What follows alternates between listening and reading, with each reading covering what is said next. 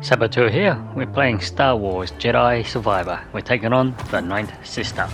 Now, first she'll throw her sword at you, you can deflect them. She'll usually do it twice if you deflect the first one in time. During the first phase, you can block a lot of her attacks, so you can just hold down the block if you like, but just keep an eye on the white bar down below, that's your stun gouge. Once that's depleted, you're going to start taking a lot of heavy damage. When she's red, dodge out of the way, because that's unblockable. But like I said, do a lot of blocks, and just time the parries you're comfortable with, because you want to bring down her stun gouge, which is that white bar above her, so that way you can do some heavy damage on her health bar when it's depleted. Alright, now we're going to the phase 2. During phase 2, she's mainly going to do some sort of telekinesis move where her hand goes to her head and it glows blue, and she'll pull you towards her. Now all you need to do there is just get ready to dodge out of the way, because you're not going to pretty much do any damage on her, especially on the harder difficulties, so you're better off waiting that out. So when she stops doing that sort of telekinesis move. So when she pulls you towards her, you want to quickly get ready to dodge left or right out of the way and hold down the block in time for some of the swings that she'll do. Once she stops using telekinesis, again, just use your block and parry the slow attacks that you're comfortable with. Otherwise, any other parries will help towards bringing down her stun gouge. Now, when she's red, again, dodge out of the way from her red attacks. When she is using that telekinesis move, you can use your force push on her. That seems to bring down her stun gouge like that.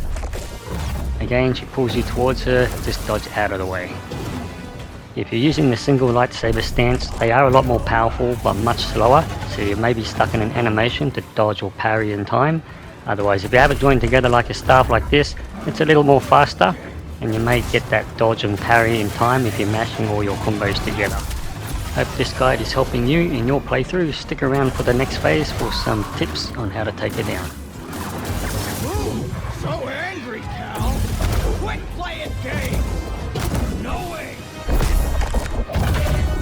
Any last words? Time to die, cracker rat!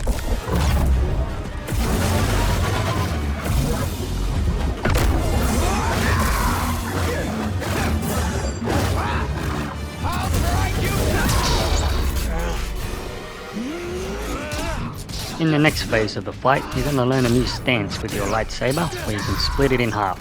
They are a lot faster this way, but they don't do as much damage. At this stage I seem to like it, because that way you don't have to wait for the animation if you do need to dodge or parry. So I prefer the fast moving attacks. But that may change later in the game, depending on the enemies you may come across. And you just saw her there slam the ground, you just want to jump in the air to avoid the shockwave damage.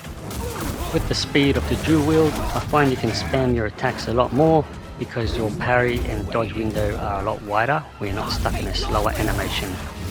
But again, just use your blocks, look down the bottom at your stun gouge to make sure you have enough to block, and parry the attacks you're comfortable with, and you'll have it down in no time.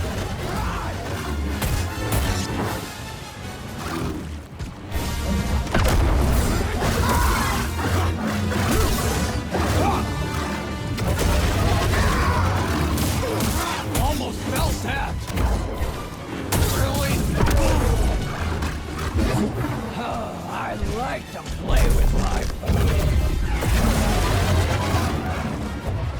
Quit playing games!